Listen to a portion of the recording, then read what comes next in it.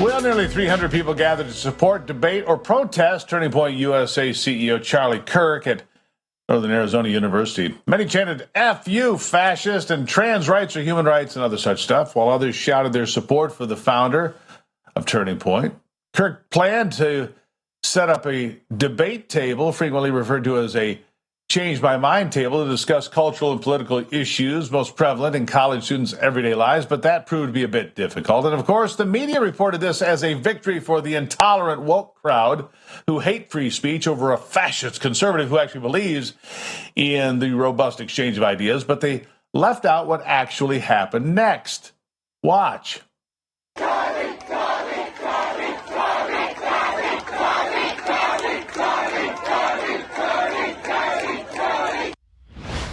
Yeah, not hating the fascists too much, no, are they? Joining me now is Joe Bob from Turning Point USA, who just so happened to be at that event with Charlie.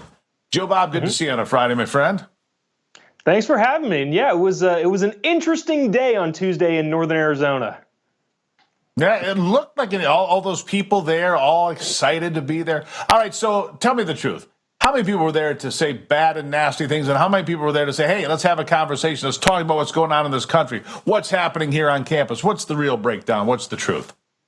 Well, the question I thought you were going to ask is how many supporters versus how many detractors. I will say there were probably more supporters, but the detractors brought pots and pans and megaphones and all the things to make themselves sound loud. To answer the question that you actually asked, who was there to have an interesting and intelligent conversation, almost nobody who wanted to, quote unquote, debate Charlie Kirk came with any sort of reason or sensibility. Everybody just wanted to yell and chant things to the point where at some point Charlie decided to come out from behind the table and say, look, I'm trying to talk to you people, but nobody is doing anything other than screeching obscenities at me, and there's no way that anything is going to get done in that particular fashion. So overall, interesting day to say the least, and I think it says a lot about the American college education system and how they view rational intellectual dialogue.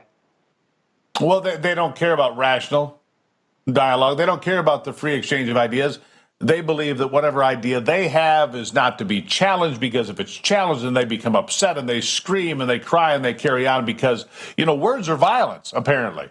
Not in my lifetime, but apparently now words are violence, which of course they're not. That's absurd. The fact of the matter is violence is violence. Getting punched in the nose, that's violence. Saying words that you don't like, that's America.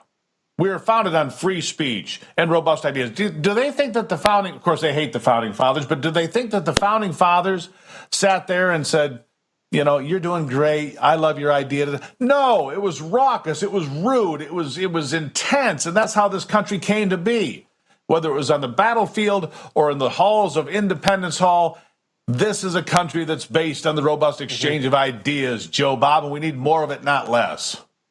Yeah, and the most interesting thing, so my job, so that people are clear out there, is to kind of go around the audience, mill about, and talk to the various students and record conversations that aren't necessarily happening at the table with Charlie. And what I found out is a lot of people who were there yelling and screaming with their pots and pans and their megaphones didn't really know what any of the definitions were that they were screaming. We have it on footage, and I'm sure it'll be released sometime at turningpointusa.com. A girl who was screaming, F you fascist, to our cameras saying, yeah, I don't really know what the definition of fascist is, but everybody else is screaming it, so I'm also screaming it, which is just a massive problem that we have here in this country. And to top off on your idea of hate speech and violence, we just so happen, not due to any planning in any sort of way, I guess happened to be somewhat near the gender-inclusive housing on the campus, and some students took that as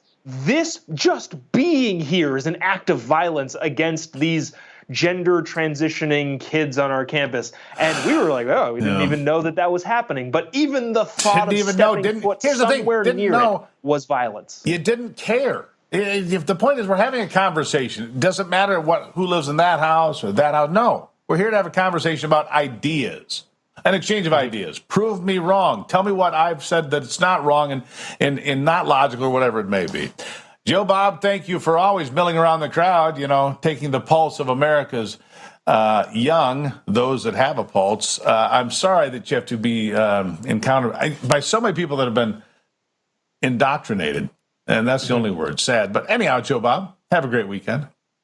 Appreciate it. Thanks for having me. As always, appreciate you. Big smile and all. There's an organization that still backs Obamacare, gun control, and extreme transgender policies. No, not the ones that Joe Bob was talking about that endanger our kids. They claim to be bipartisan, but these are for older folks. Last year, 95% of those donations to this organization went to Democrats. AARP does not represent the values of American seniors anymore. Fortunately, there is a conservative alternative, AMAC. The Association of Mature American Citizens proudly champions Americans' rights to free speech, religious liberty, and, of course, the Second Amendment. AMAC defends parents' rights to protect their kids and is fighting to restore America's election integrity. With more than 2 million members nationwide, AMAC is pro-faith, pro-family, pro-freedom, and, of course, pro-America. I'm proud to be an AMAC member, and I encourage you to join today. Let's send AARP a strong message that they don't represent conservative seniors or America anymore. Join AMAC today at amac.us/voice. That's amac.us/VOICE. amac.us/voice. Let your voice be heard. Coming up after the break, New York State is fighting to keep a quarantine regulation in place that allows the state to quarantine anyone without proof of anything. More of that coming up.